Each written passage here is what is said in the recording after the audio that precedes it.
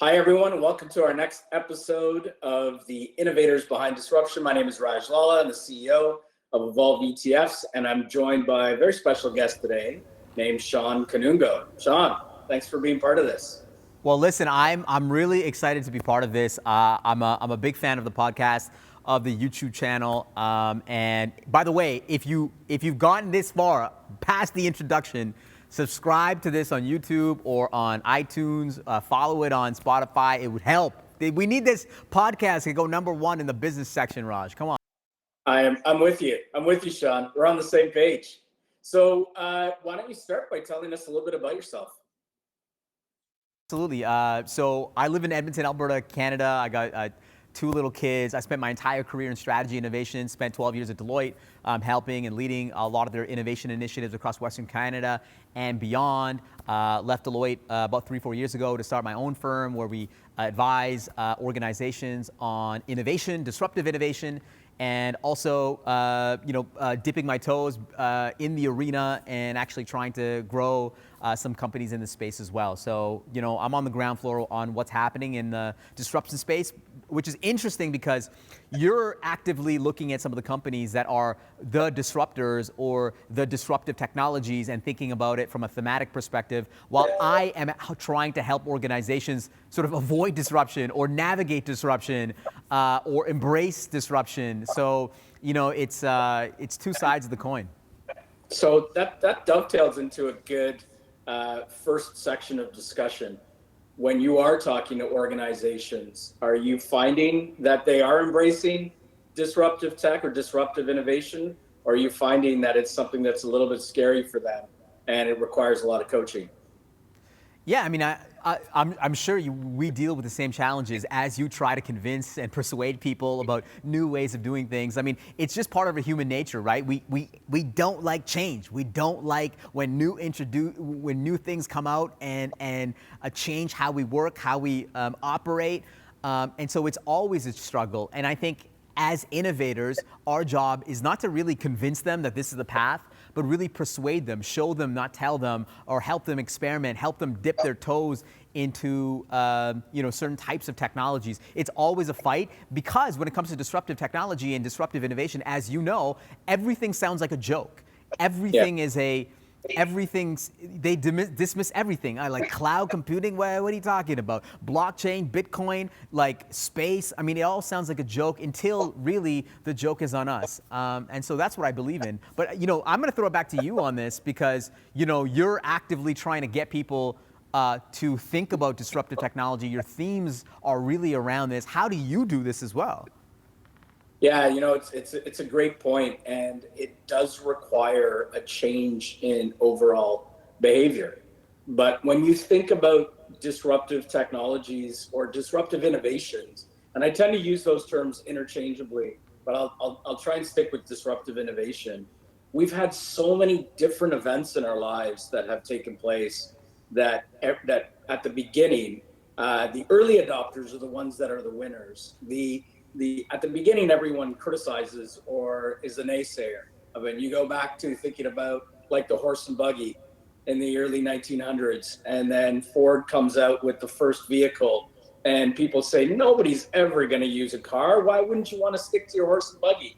And 15 years later, there were no cars, there were no horse and buggies on the road. You think about the internet, and how many people thought the internet's never going to catch on. You think about the iPhone, and people like Steve Ballmer saying nobody's going to ever buy the iPhone. Why would you want a device like that? So you think about all of those innovations in our world, in history, and most people have been naysayers, and it's very difficult to convince individuals. And then you forget about how these technologies have ultimately ended up getting integrated into your life. Like I often say to people, thank God we're going through this pandemic today instead of 10 years ago, because 10 years ago, and you mentioned it, 10 years ago, we didn't have cloud computing functioning the way we do today. So we wouldn't have been able to do this. We wouldn't have been able to use proper video conferencing tools. We wouldn't have been able to stream our movies effectively. We wouldn't have been able to stream our games. We wouldn't have been able to all work from home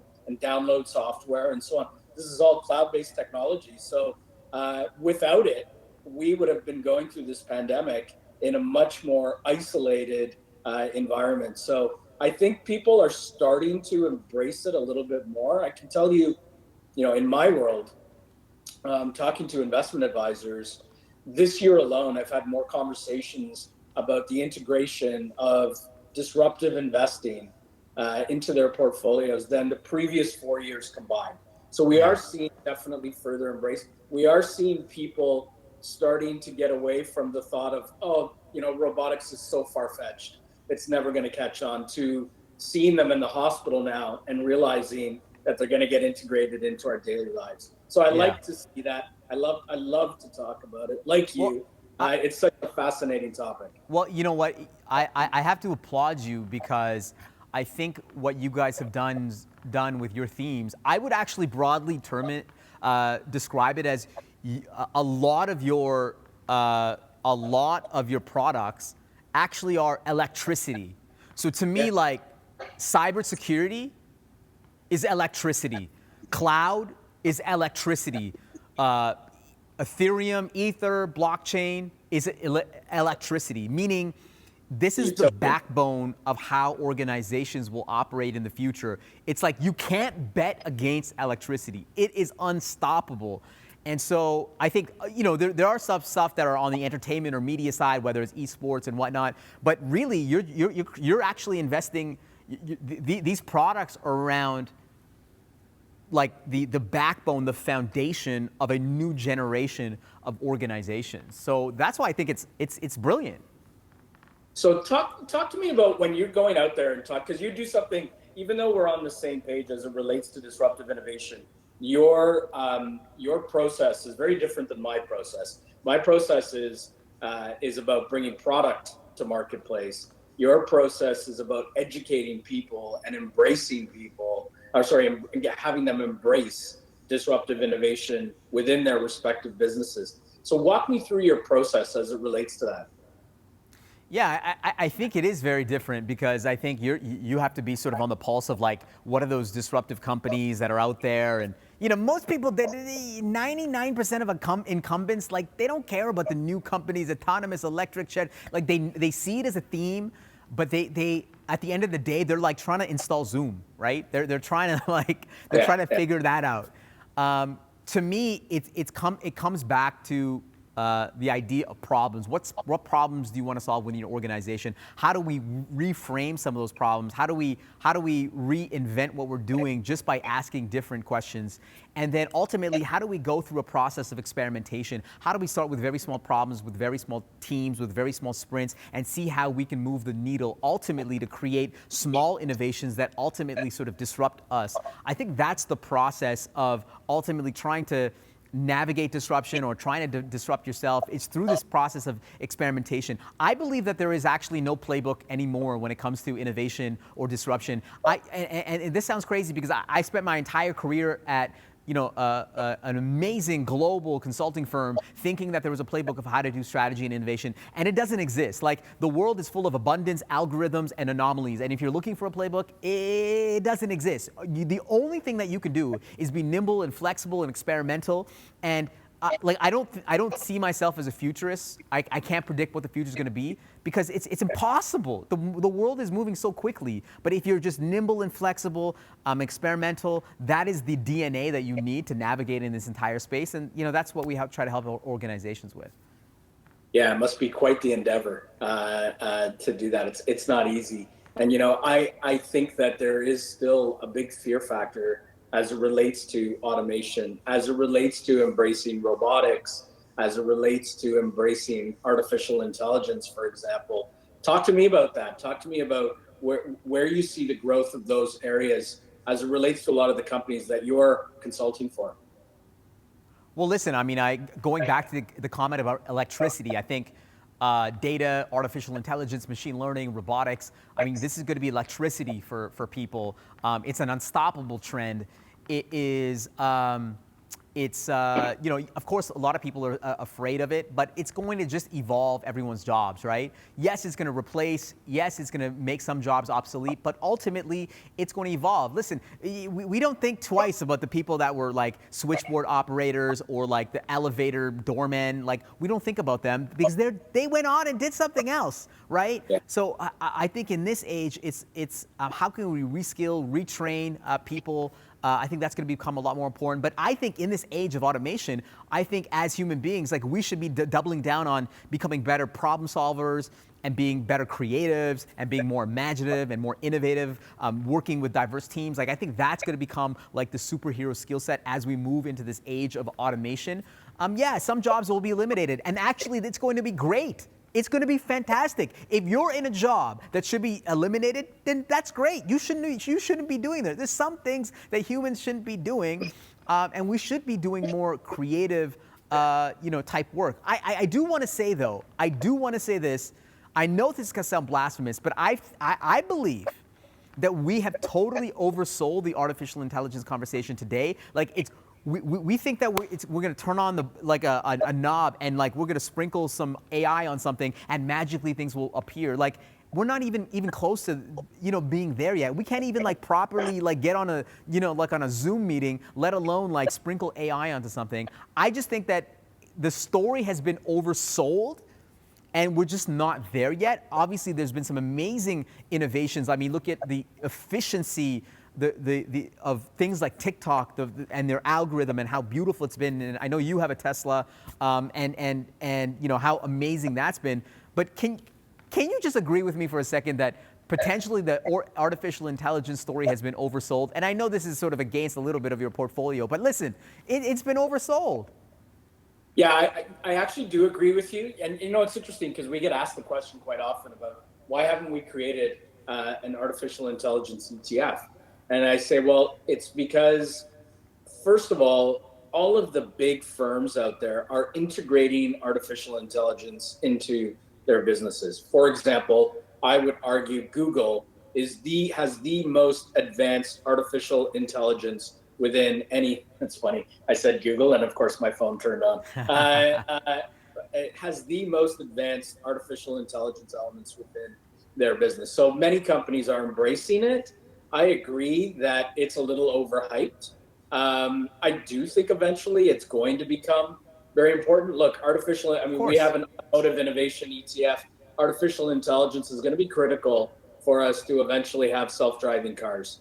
We need the ability for a self-driving car to be able to tell the difference between a bag flying across the front windshield versus a baby carriage, right? That's going to require deep learning. That's going to require artificial intelligence as well. But I'm with you. I'm on the same page. It is overhyped. And quite honestly, the other reason why we haven't launched one is there's not a big enough public domain of companies that are publicly listed that purely involved in artificial intelligence. I mean, you and I have spoken about this a couple of times in the past. One of the things that we are very focused on in the products that we bring to market are being pure play access to that theme, right? So yeah, Google owns Stadia, which is their e-gaming division. Apple owns Arcade, which is their e-gaming division. The big tech complexes, Amazon owns Twitch, all involved in e-gaming. But they don't make it into our e-gaming ETF because those business lines are so small on a relative scale of the overall business. We want investors to get access to the pure play companies in those specific themes. Yeah, well, you do actually have a product around artificial intelligence, and it's in your entire disruptive technology. Like, every company, like, you have a product around Fang. They're all AI companies, right? All the esports gaming players, they're all embedding it in anyways. Like, you already have it, right? But to that point, I know it's funny because when we chatted on the phone, this was before this. I think that was right before you'd launched your Ether, product, which is really exciting, and obviously, just being, the first. And I'm, at the time that we chatted, like, there was like this crazy bubble around Bitcoin and NFTs, and we all knew that we were in a bubble. Like we all knew that there was a lot of hype. I feel like we're entering into the winter, which is great, and I think it's going to be a really positive thing. And I listened to your interview with Tyler Winklevoss, which was awesome. And if you're this far, I encourage you to go back and listen to that. But like, where do you think we're at in terms of a blockchain hype cycle? Like, do you think we're in the winter now? Yeah, it's a great question, and we've been debating this internally. You never really know it's a winter until you pass through it, right? Unfortunately, like you talk about crypto winter from a couple of years ago, nobody was talking about it while they were going through it. They were talking about it in retrospect, right? It's always 2020 in hindsight, but crypto has definitely had a challenging few months. I think I think that there needs to be some decoupling that takes place within the entire crypto universe. I think, for example, Decoupling? Yeah. So I think Ether, for example, is very different than Bitcoin. And I think, but you take a look at the price performance of both of them, and they're moving in tandem pretty much every day lately, like in the last couple of months. I think blockchain has so many other applicable uses beyond cryptocurrencies. And we've seen it, right? You've seen companies like Walmart utilizing blockchain for inventory control and inventory management, being able to detect, find that bad mango in their produce aisle and isolate the farm that it grew on, and then just take away those mangoes instead of taking away all of the other ones. Like there's so many other uses for different technologies. Bitcoin is the gold standard. Bitcoin is digital gold, but Bitcoin doesn't have the use case that something like Ether has. So I think that you're going to see, right now they're all moving in tandem. I think we're going to get to a point where they start to diverge from each other or decouple, as I said, where they start to perform differently. And that is when, we're going to be at a more mature stage of crypto adoption. Yeah, and I agree with you. I think I'm excited. Like I don't want to give the bull case for Ethereum, but the reality is that you're having so many developers around the world build on top of it. And I look at it as like mobile. When mobile sort of really kicked off, I would say after the iPhone, it was just like the only apps that they had were like the weather and maps and like really rudimentary apps. And then you had an entire ecosystem building on top of it. And I feel the same thing is happening for Ethereum. And right now the app, like what are the apps for blockchain right now? Like crypto, DeFi, NFTs, social tokens, like the game has just started. Like I think in 10 years, we're gonna be laughing those things right now are the maps and the weather. Like we can't even think about the new innovations that are gonna be built on top of it. I'm just so bullish about it because I think finally, and we can talk about the creator economy. I just think that what Ethereum is going to be able to do is it's going to allow people to finally monetize their craft, no middlemen involved. It's such an exciting time, and I'm thrilled that it's in the winter. I'm thrilled that the hype is, I term it as like it was like a club like a couple months ago, and everyone was having a good time. There was like bottles over here, and there was like people dancing over here, and like everyone is having a great time. Everyone was like losing their shirts and like losing money. And now the winter has sort of come, but everyone's going to remember the technology, and you're also going to have all these developers build on top of it. So that's what I'm really excited about. I totally agree with you. So I know we talked about the electricity side of disruptive innovation like cyber and cloud computing, and I would say 5G fits into that category for sure as well. What are some of the other areas of disruptive innovation that you find really fascinating? And what do you, and actually, and the second part is, what do you see to be, a couple of the biggest disruptive forces that are not necessarily well recognized today, but you feel like over the next 5 or 10 years are going to be so important to us? It's interesting. In the year 2000, we were appalled that there were companies making billions of dollars exploiting cheap labor overseas. Then in the 2010s, we were appalled that there were companies making billions of dollars making money like with very few employees. I think we're entering into an era where you're going to have individuals that are making billions of dollars, Yeah. with very few employees. Like the means of production have been reduced to almost zero. There is, you don't need as much infrastructure. Media is abundant. I think the thing that I'm actually excited about when it comes to disruptive innovation is the cultural aspect, the ability for you to gain an audience, for the ability for you to build a community. I feel the next wave of disruptors will be those cultural disruptors, those that can actually build a community around them and build products and services on top of what they're doing. I think crypto and NFTs are going to be part of it. But that is actually going to be really exciting. And as we enter into this new world of media and the metaverse, like the space is just starting. And that is actually what I'm excited about when it comes to disruptive innovation that most people don't think about. Because when people think about disruption, they always think about technology. But we're entering into this era where, like, the individual can be the disruptor themselves and become a billionaire. Like a one-person, $1 billion business. It sounds ridiculous, but that's what we're going into. Yeah, it is interesting. I mean, from my perspective, I think that something that's already caught on, obviously, is the entire innovation being driven, no pun intended, being driven by the automobile. It's a game changer. I mean, I think that the car is going through its biggest transformation of our lifetime. But again, I mentioned at the beginning, it's the biggest transformation since the horse and buggy. Between the electrification and the technology that's going into cars today, I think the next 10 years in that industry alone are going to be incredibly fascinating. I did make a prediction when we launched our cars ETF back in 2017. And my daughters would have been 9 at the time.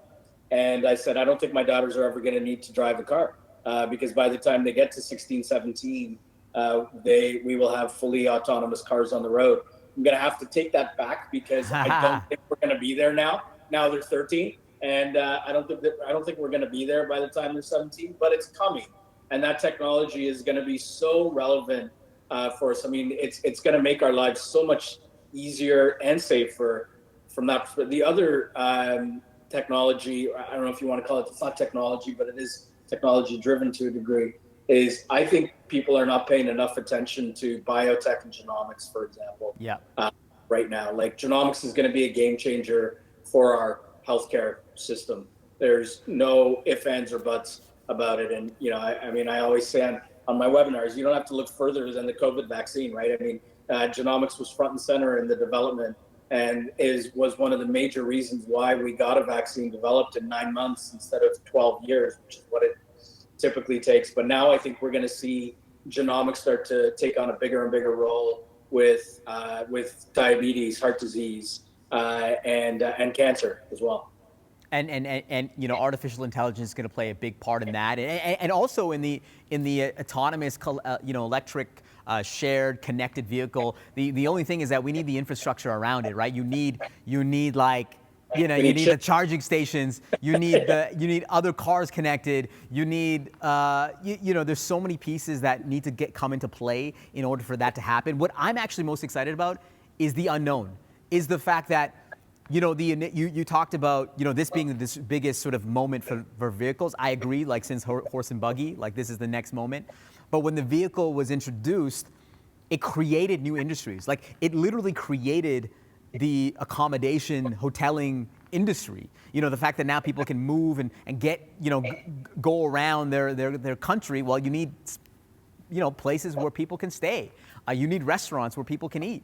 I think it helped expand different industries. And what I'm excited about when it comes to, the autonomous electric shared connected revolution is that there are industries that we have not thought about before that are going to be created, similar to like what I said about blockchain. Like that's what I'm like thinking about. Like what is the autonomous car going to have industries within it, like gaming and meditation, and like I'm just like, that's why it's so exciting to be in this space, because the future is uncertain and it's unpredictable and it's infinite.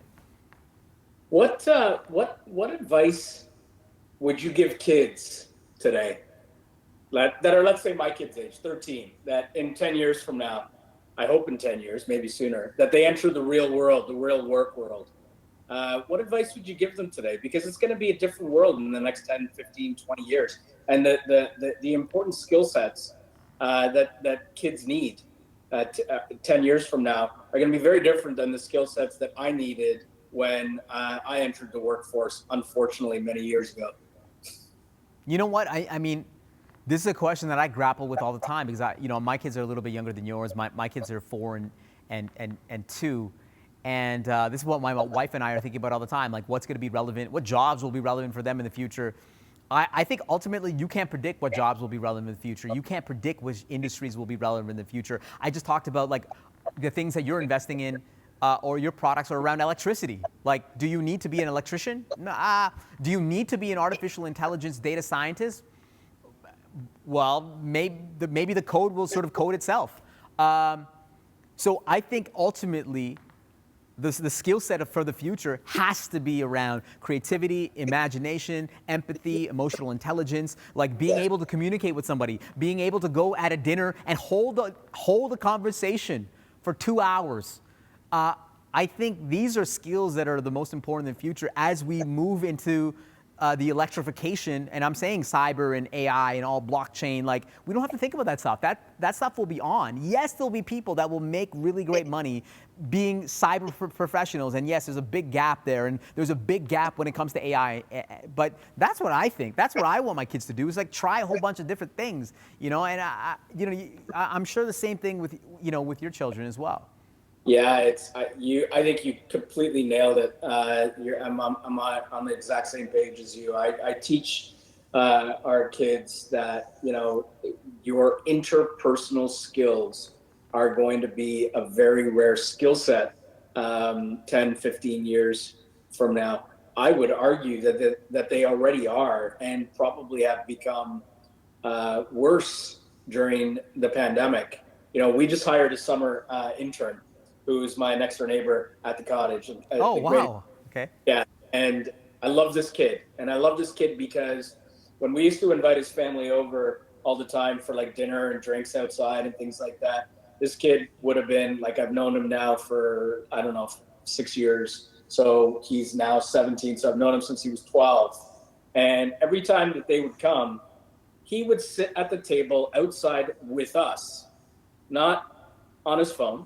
Yeah. Just listening to the conversation, like the way I grew up, listening to my parents talking with uncles and aunts and friends and stuff like that.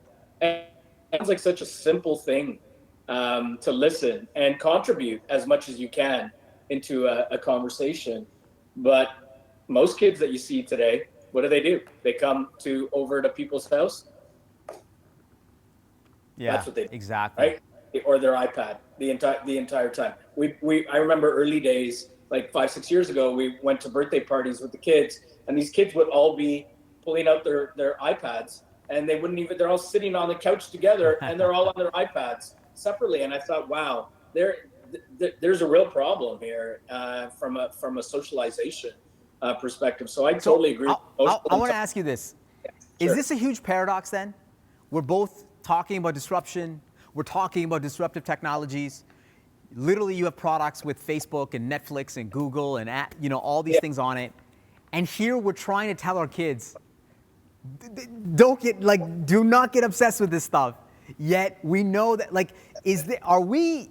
are we evil in this sense? Like, I don't know what it's like. It's like the engineers at Apple that said they would never get their kids an iPad, or the people at Facebook say don't share anything that you have on Facebook. Steve Jobs never let his kids plug in. I don't believe Bill Gates did either. I mean, 2 of the biggest technology icons in history didn't put it in front of their kids. But look, I'll say, even just with technology, it doesn't mean that you can create without technology. Doesn't mean that you're creating good interpersonal kids, because there's a lot of people my age and your age who didn't grow up with iPads and iPhones and a ton of technology, and they still have terrible social skills as well, right? I mean, sometimes part of the reason is that they buried their head in a textbook or textbooks their entire life.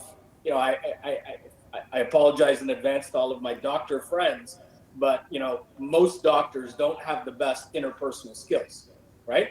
I would say 90% of them, because they're so buried in textbooks their entire life that they Yeah. never really learned how to develop a personality where they could interact with people in a non-clinical Yeah, way. we're going to So clip this and just send it to all the doctors, by the way. I hope none of my neighbors see this. And so to me, I think it's not just technology that's created, but I do think technology has definitely furthered that isolation or that challenge. But I do think that 10, 15 years from now, those interpersonal skills, that emotional intelligence, the entire EQ is going to be more important, because a lot of the technical work will be done for us by artificial intelligence, computers, things like that. And so what it's So, going to require is the ability to have those conversations at the dinner table that are interactive and interesting.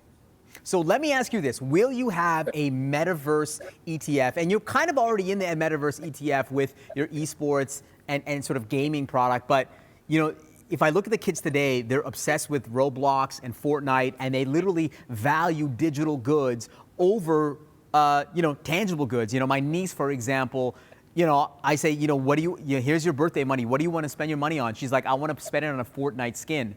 On skin, yeah. I, I actually think that it's not crazy to think that people value digital things more than sort of real life things. And that's why we love, if we got a Instagram blue check mark, or, those things sort of matter to us. And I feel more and more as we live through our phones, this is the gateway drug into the metaverse. And I think, like the Fortnites and the Roblox, obviously, you're bullish on those things too. But, will you have a Metaverse ETF?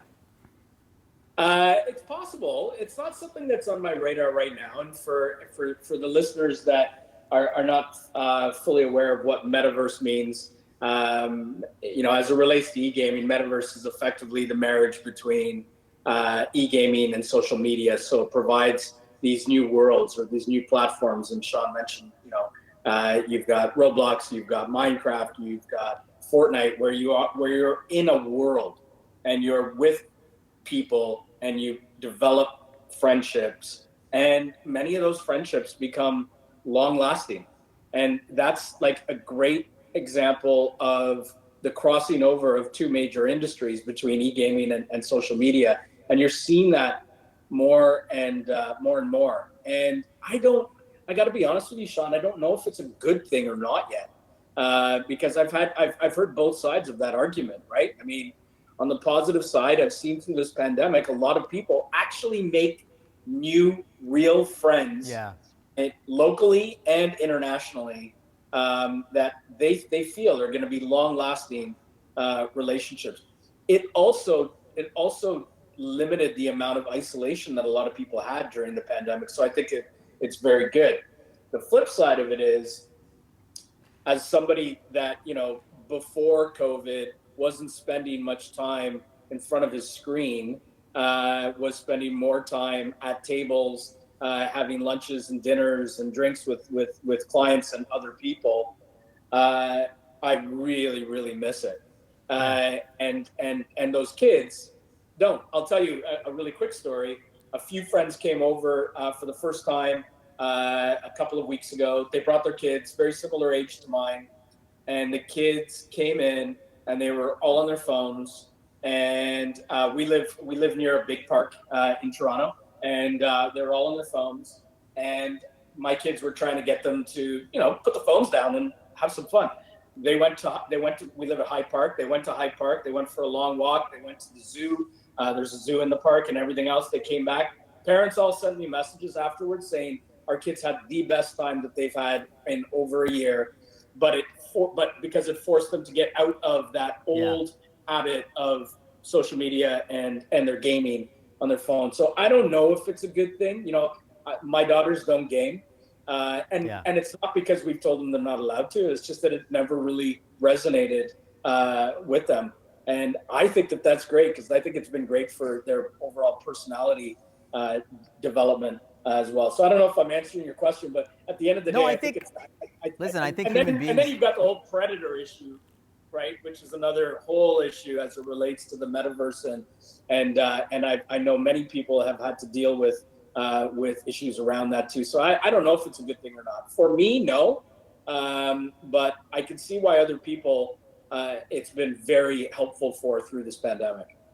yeah, I think there's going to be new industries created in the metaverse. Like you're already seeing companies, sort of like the Gucci's, build partnerships with Roblox and being able to sell like more expensive sort of Gucci bags on Roblox than they do it sort of in person. So there's going to be in different sort of industries, companies that take advantage of this space. But I agree with you fundamentally, as it relates to human beings, like we're designed, unless the internet is rewiring our brains, we're designed to be, intimate, share a meal, share some bread.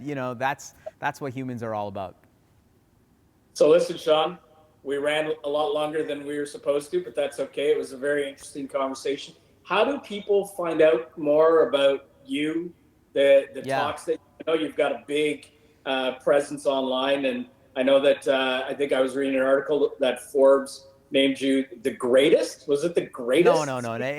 Greatest keynote It was speaker one of all guy. It was one guy says best virtual keynote speaker. Anyways, I think you can find me anywhere at Shawn Kanungo. I'm pretty open to you don't have to follow. You can send me a note. You can follow me on LinkedIn and YouTube and wherever else. But no, I just want to thank you so much for this time. This was a lot of fun. I love what you're doing. Like I said, I think the themes that you've picked are like you've basically bet on electricity, which is unstoppable.